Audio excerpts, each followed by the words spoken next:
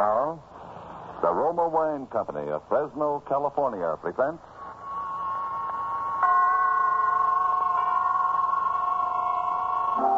Suspense.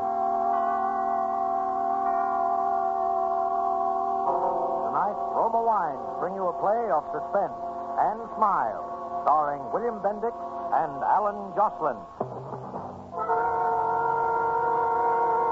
Suspense is presented for your enjoyment by Roma Wines. That's R-O-M-A, Roma Wines. Those excellent California wines that can add so much pleasantness to the way you live, to your happiness in entertaining guests, to your enjoyment of everyday meals.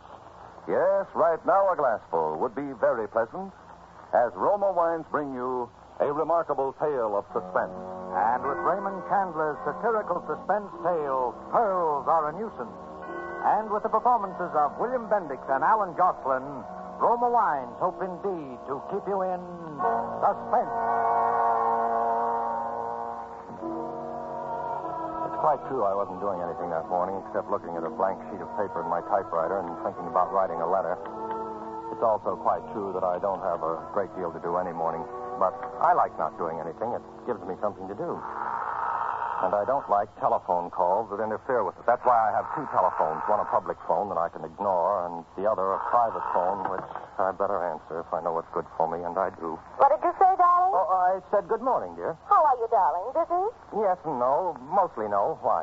Somebody has stolen Mrs. Penruddock's pearls, and I want you to find them. Possibly you think you have the police department on the line. This is the residence of Walter Gage.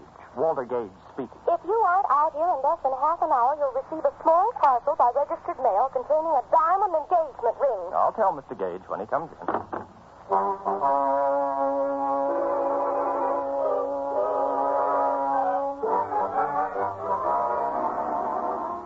No, I went naturally. I even hurried. Ellen's voice has that effect on me. I think it's the way she says. Walter, darling. Yes, Ellen. Mrs. Penruddock's pearl necklace has been stolen. So you said on the telephone my blood pressure remains normal? It's a string of 49 matched pink pearls that Mr. Penruddock gave his wife on their golden wedding anniversary. Only 49 pearls for 50 years of marriage? I wonder which was the bad year. Oh, shut up, darling. Yes, dear. The worst part of it is the pearls are false. False? Oh, evidently they're all bad years. Don't be silly, Walter. The pearls were real enough when Mr. Penruddock gave them to us. The fact is, she sold them and had copies made. Those copies have been stolen. We've got to get them back, Walter. Well, what does it matter if they're false? Well, she's terrified that the thief will blackmail her when he finds out they're only imitations.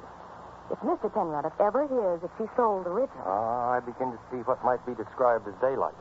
But where do I start looking for these baubles from which your elderly employer is so loath to be separated? Because I know who stole them. The chauffeur we had here a few months, Walter. A horrid big bruiser named Henry Eichelberger. He left suddenly the day before yesterday for no reason at all, without a word.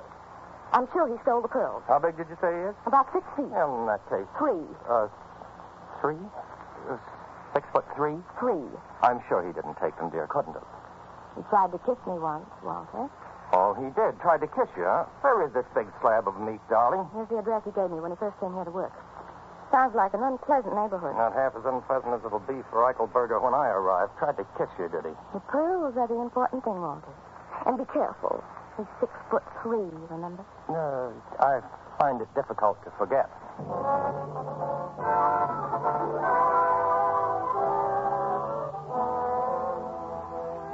Eichelberger's address proved to be a seedy-looking hotel upstairs over a Chinese laundry.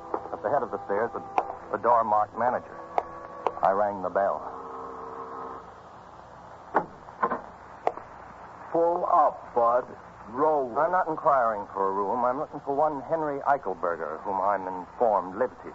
If he does, he ain't registered. That, as of course you know, is contrary to the law. A wise guy, hey. Down the hall, Jack. 218. Have the kindness to show me the way. Huh. What do you know? A duke, no less.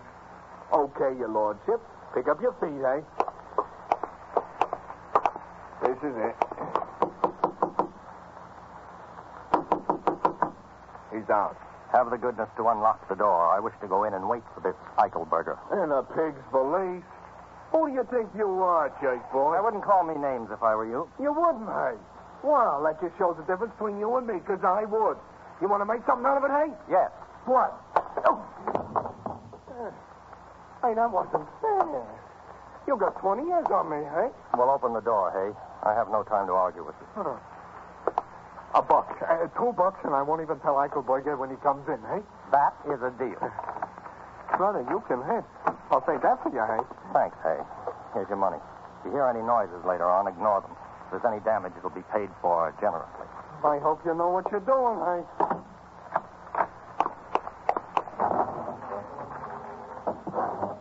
I searched all the likely places where he might have hidden the necklace, and then I searched all the unlikely places. No necklace. Then I heard approaching footsteps.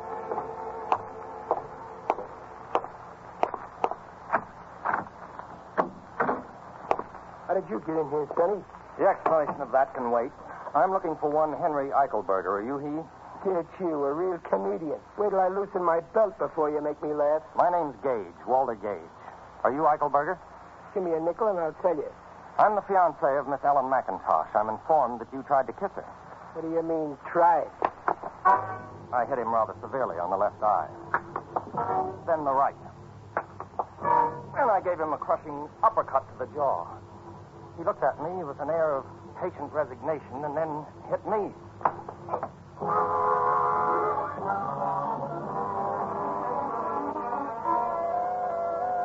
I bent over and took hold of the room with both hands and spun it. When I had it nicely spinning, I gave it a full swing and hit myself on the back of the head with the floor.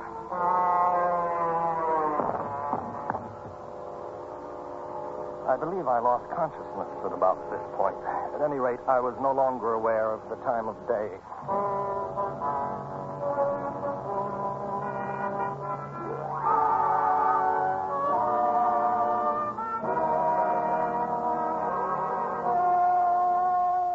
For Suspense, Roma Wines are bringing you as stars Mr. Alan Jocelyn and Mr. William Bendick, whom you are hearing in Pearls Are a Nuisance by Raymond Chandler, which is Roma Wine's presentation tonight of Suspense.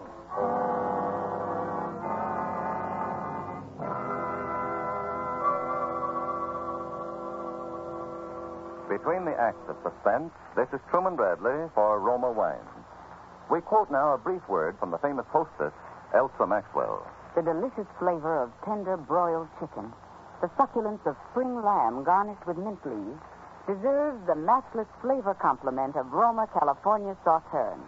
This delicate wine, pale gold in color, delightful in bouquet, is a delicious flavor mate with fish or fowl. Yes, just as the musical conductor blends the tones of different instruments, so the knowing hostess can combine the flavors of food with wine. Each glassful of Roma Sauterne is alight with Roma's rich heritage in winemaking. Here is a masterpiece of the wine grower's age-old skill. And all Roma wines, you'll find, are always unvaryingly good.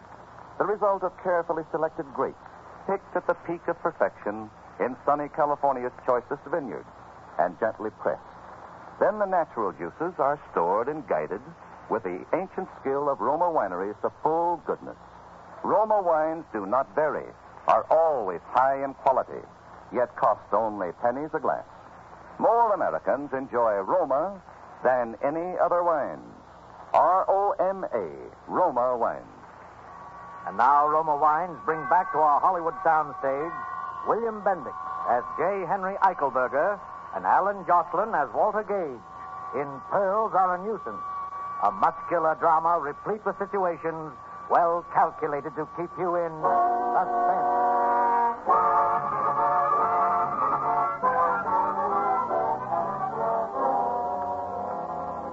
While I was thinking about the possibility of getting back to my feet in the very near future, a wet towel began to slap at my face, and I opened my eyes. The face of one Henry Eichelberger was close to mine and bore a certain appearance of tender solicitude. You're all right, but I thought maybe you was killed, Jack. You got a stomach as weak as Chinese teeth. What happened? As if I didn't know. You tripped on a itty-bitty tear in the carpet. You feel like getting up? Here, I'll give you a hand. Come on. Thank you, Henry. May I call you Henry? No tax on it. You look okay. Why don't you tell me you were sick? Eichelberger, you swine, that does it. Cut it out. You'll muss my hair. I wish you'd fall down when I hit you, Henry. Just once. It would do wonders for my morale. Ah, you know, you and me could get along, Jack. I never kissed your girl, even if I ain't saying I wouldn't like to. Is that all that's eating on you? Well, No, there's another matter. Sit down and tell me the score. Only, no more haymakers. They give me a headache. Promise? I promise. Tell me, why did you leave the employ of Mrs. Penroddock? You tell me. Am I what you might call a good looker? Well, Henry... God help me. No, then. I wouldn't call you handsome exactly, but unquestionably you ate your spinach as a child, if that's a consolation. Get you a real comedian. Wait till I loosen my belt. Look, suppose you fell for a doll with stars in her hair. A guy like me that looks like a taxi going down the street with both doors open. Then suppose you get a job where you see this doll all the time and every day and you know it's no dice. What would you do, Jack? Me, I just quit the job. Ellen? Yeah. Henry, I'd like to shake your hand. Go ahead. Now, there's one more thing. One rather insignificant detail. I'm empowered to arrange for the return of Mrs. Penroddock's pearl. $50 reward and no embarrassing questions. You got nerve, Jack. So you think I stole some marbles and I'm sitting around here waiting for a flock of dicks to swarm me? The police have not been told, Henry, and you may not be aware, but the pearls are false. False? You mean they're false? Exactly. And you think I'd bother myself to hook some phonies? You mean you didn't steal the necklace, Henry? Now, look. If they was ringers, I wouldn't be bothered. And if they was real, I wouldn't be holed up in no cheap flop in L.A. waiting for a couple of carloads of Johns to put the sneeze on me, would I? That's exactly what I thought, Henry. Well, as long as you didn't steal them, how'd you like the job of helping me recover them? Are you kidding? No, Henry, it's obvious that if you didn't snatch these marbles, I believe that's the expression, someone else did, and you can help me find him. How about it? Why not? Why not, indeed? Well, you got any ideas of where to start? Yes, I have. I feel that we must, as they say, tap the grapevine. When a string of pearls is stolen, all the underworld must be seething. Maybe you got right, but this underworld that's doing all this season ain't going to seethe much over a string of glass beads. I might punch you. I am thinking, Henry, that the underworld probably has a sense of humor. And a thief who went to the trouble of stealing some worthless trinkets would be the butt of considerable coarse jest. There's the knucklest of an idea in that. I would say something like that could get around the pool rooms and start a little wholesome chuckling, all right? Yes, all we need to do is to locate a reliable crook. There's a guy named Lou Scandisi that runs the Blue Lagoon downtown. Might be interested in some marbles, but he don't like being asked questions. He sounds dangerous. Yeah, we'll turn him inside out and take a look at his liver. Very well, let us go and beard this Scandisi character in his malodorous den. Yeah, let us go and leave us do what you said.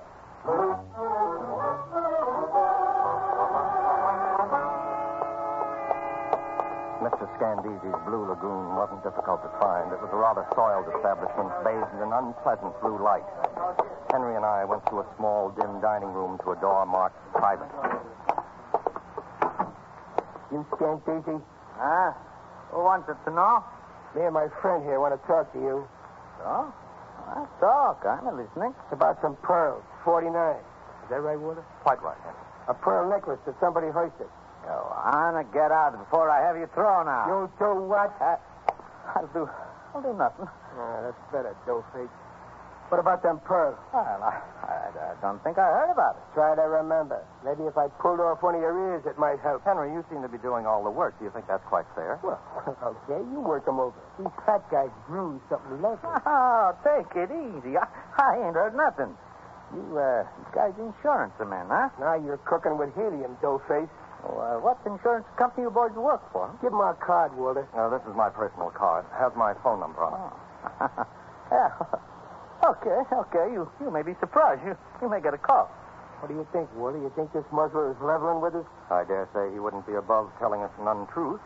Get you a real comedian. Wait till I loosen my belt. You giving us the straight goods, Scandisi? Great goods, absolute. We'll cooperate. I bet you get a call. Okay. So long, Scandisi. And keep your schnozzle clean if you don't want to be looking for it under your desk, hey? And that goes to your cat, too, Scandisi, hey. Well, what now? I think we've done an adequate day's work, Henry. The procedure would seem to be for me to go home and wait for the telephone to ring, bearing glad tidings from the underworld. What about me? I would suggest that you wend your way homeward also. Here's my private number. Call me in the morning. Okay. See you tomorrow.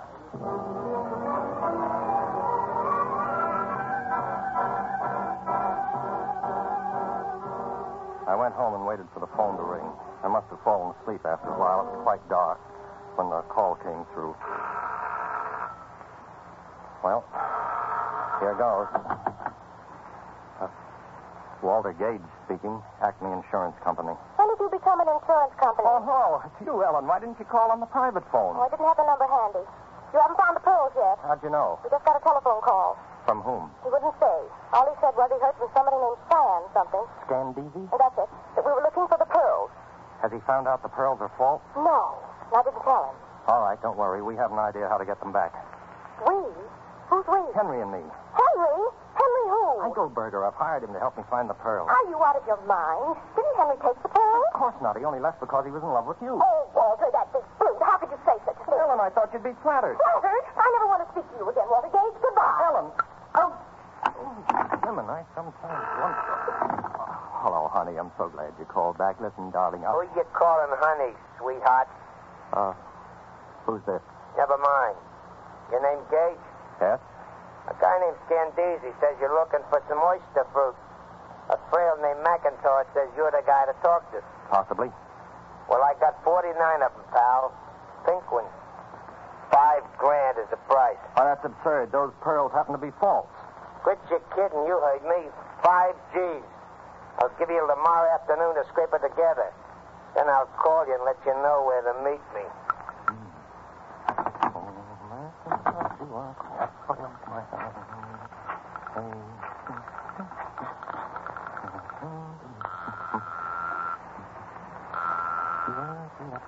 Hello? Ellen, this is Walter. I told you I never wanted to speak to you again. All right, I won't speak to you. Just tell me the name of the man who sold Mrs. Penroddick's pearls for her. Gallimore, Roger Gallimore. He has a jewelry company downtown. Thank you. Walter! How do you like it, darling?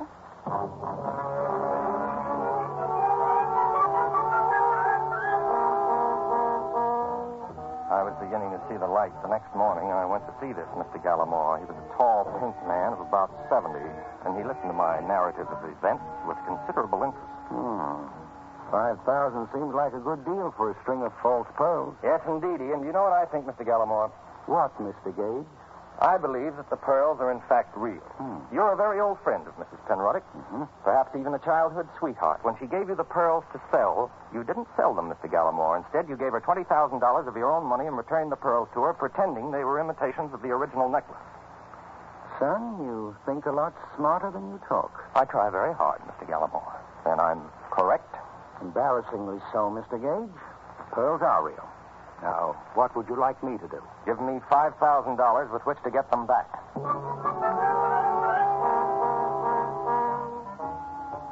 Mr. Gallimore felt much better after he'd had a glass of water, and some hours later I managed to convince him that I knew approximately what I was doing. He gave me a check for $5,000. This check, Henry. You mean he gave it to you? 5,000 fish, just like that? You have said it. Well, I'll be making fun at a woman's club lunch. Kid, you got something with that daisy chain chatter of yours. Thank you, Henry. At any rate, all that remains now is for the phone to ring. Aha. You can say that again. Very well. Aha. Hello? Gage? Yes, who's this? Guess. You got the dough? It's in my pocket at this exact moment. If I have any assurance of honorable treatment, I'm prepared to go through with it. Oh, you get the marbles, okay? We're in this business a long time, and we can't afford the wealth. If we did it, it'd get around and nobody would play with us. I understand. What are your instructions? Tonight at 8 sharp, you'll be at Pacific Palisades. You got that? Yes. At the end of the dirt road, corner of Sunset and Corona Del Mar. Be there at 8 sharp. And come alone, and no guns. No funny business, no smart work, and no slip-up, nobody get hurt. That's the way we do business. Very well. Oh, one last thing. Where did you get my phone number from, Scandisi? Who else? 8 o'clock, then. And no tricks. That is very interesting. What? The telephone. Yeah. Hooray for Alexander Graham. What's his name? But what did the guy say? Yes. Yeah. It's all arranged, Henry. I'm to meet them tonight, all by myself, and give them the money. All by yourself, huh? Get you, a real comedian. Wait till I loosen my belt. They'll take the dough and leave you laying there, bleeding all over yourself, and they'll still have the marbles. I ought to go with you. Henry, it's my duty, and I must brave these monsters and human guys alone and unattended. Of course, I do have a big car, and you could hide on the floor under a rug. It's a cinch. But maybe... Walter, the only thing wrong with you, as far as I can see, is you got holes in your head.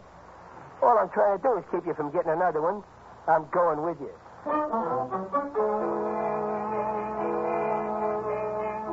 it was settled. Henry was to go with me. That afternoon, I stopped at the bank. 500. Where I cashed Mr. Gallamore's check and changed it into a $100 bill. 3,500. You counted as though it were your own. 5,000. 5,000? 5,000. And now a roll of quarters, please. Roll of quarters, please. There seems to be an echo in here. Leave them in the wrapper. Ooh, quite heavy, aren't they? Yes, aren't they?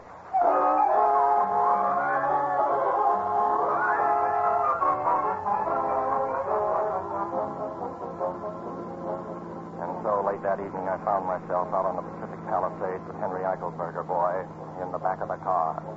I was very nervous. I think Henry was also. Neither of us were any too sure of what was going to happen that night. Oh, me back. What's the matter, Henry? Aren't you comfy back there? Oh, I'm comfy, all right. Only my heater keeps digging into me. Ain't we there yet? Well, we're getting close. Stay down. This is business.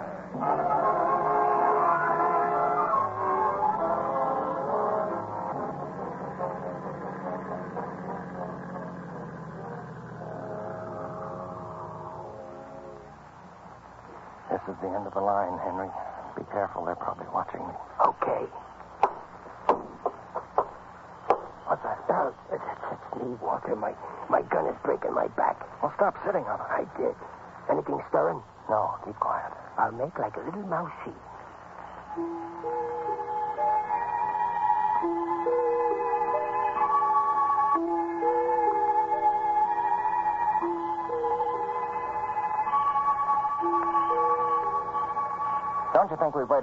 Don't you think we've waited long enough, Henry? Well, we only been waiting 15 minutes.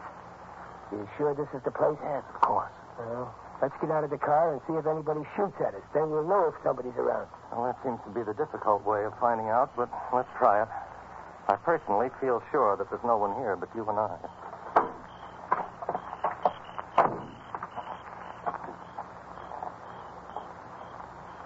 Suckered. You know what happened, Walter? What do you think, Henry? Well, it was just a tryout, that's all. Tomorrow this guy calls you again on the phone and he says sorry, but they had to be careful and they'll try again tonight maybe out in San Fernando Valley. And the price is now $10,000 on account of their extra trouble. I ought to go back and twist that Scandisi so he spends the rest of his life looking up his left pants leg. Well, Henry, what's the next move? Well, beat it home, I guess. Anyhow, I won't need this gun anymore. My back is sore enough from it.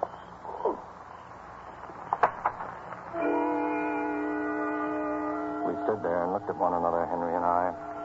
He doubled his hands into fists and shook them slowly in his sadness. I, too, was melancholy.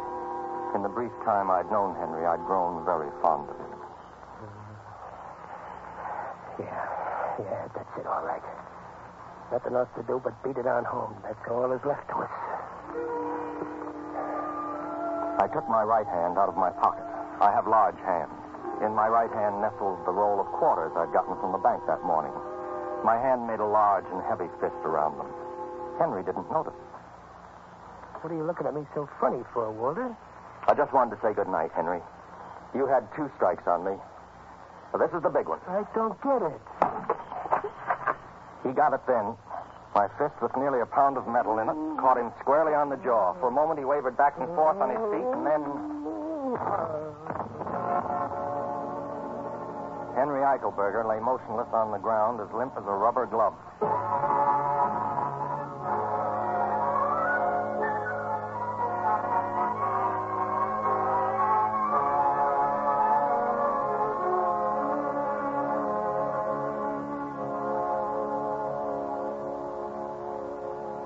I found the pearls twined around his ankle inside his left sock. Well, Henry, I said, although he couldn't hear me, you're a gentleman, even if you are a thief. You could have taken the money a dozen times today. You could have taken it a little while ago when you still had the gun. But even that repelled you. You threw the gun away, and we were man to man. But still, you hesitated. In fact, Henry, I said, for a successful thief, you hesitated just a little too long. But as a sporting man, I can only think more highly of you. Goodbye, Henry, and good luck, I said. I put a $100 bill in his chubby little fist and withdrew. End of story. But how did you know it was Henry, darling? Well, you told me so, little lemon cookie. You were quite sure of it. I know, but you must have had proof of some kind. Well, there was one other minor detail that convinced me Henry was the guilty party. I gave Scandisi my phone number, but I have 2 telephones. One's a private line. Only 2 people had that number. You were one of them. Henry was the other. When Henry's accomplice got in touch with me, he used the phone number I'd given Henry, not the one I gave Scandisi. You see? Oh, darling, you're so clever. Well, of course, you may kiss me if you like.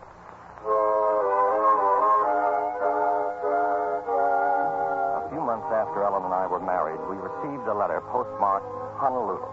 It was from Henry. My dear, dear Walter, I have only just received the joyous tidings that you and Ellen are embarked upon the happy tide of holy matrimony.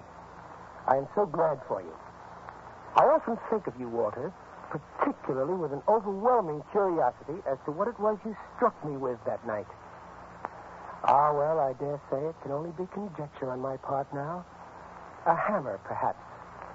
That I allowed my jaw to be exposed to your weapon while I stood there meditating as to whether to take your 5,000 then or wait for 10 the following evening was a human error of judgment. At any rate, I entertain no feelings of ill will toward you. On the contrary, I am indebted to you greatly. The ease with which you talked Mr. Gallimore out of $5,000 has changed my life. I have been taking English lessons myself, and am now practicing on a wealthy widow woman, not without financial success. Ah, toujours le sport. Devotedly, Henry. P.S. Was it perchance an anvil, I wonder? You know, Henry wasn't such a bad fellow. All I really disliked him for was his barbaric English. Now he's changed that. Maybe I should have married him. What do you think, Walter? Oh, it gets you a real comedian. Wait till I loosen my belt. And so closes Pearls Are a Nuisance, in which Roma Wines have brought you William Bendix and Alan Jocelyn as co-stars of tonight's study in Suspense. Suspense is produced, edited, and directed by William Spears. Before our stars return to the microphone, let me say a word for Roma Wines, the sponsor of Suspense. Elsa Maxwell's hospitality is always simple and unaffected. The other day she said, A few old friends, some comfortable chairs, a glass or two of good Roma California sherry, and there you have the perfect combination for a pleasant evening at home. In fact, you'll find the light, nut-like flavor of this glorious amber golden Roma sherry is delightful any time. A delicious prelude to dinner, a gracious note of hospitality whenever friends drop in. best of all, Roma Wines are so reasonably priced, any family can afford to serve them regularly. The goodness of Roma Wines can add a lot to the joy of your daily living.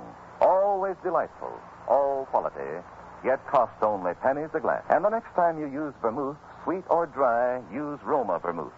Zestful, herb-flavored Roma vermouth is blended, mellowed, developed, and bottled in California with all the traditional winemaking skill of Roma wineries. Try Roma vermouth soon, won't you? This is Alan Jocelyn. I trust that you dyed-in-the-wool suspense fans who are accustomed to somewhat heavier meat on these Thursday dramas weren't displeased with our efforts in the interests of gaiety and insouciance. Do you concur, Mr. Bendix? Who'll get you, a real comedian? Wait till I loosen my galluses. Courtesy impels me to tell you that Mr. Bendix here is being heard weekly on his own radio show, The Life of Riley, and Paramount impels me to say that he'll soon be seen in their production 2 years before the match. Permit me to return the favor, hey? Alan Jocelyn is soon going to be seen in the 20th Century Fox 30th anniversary production, Colonel Effingham's Race. Thanks, Bill. Nah, not at all, not at all. Next Thursday, you will hear John Payne and Stuart Irwin as stars of Suspense.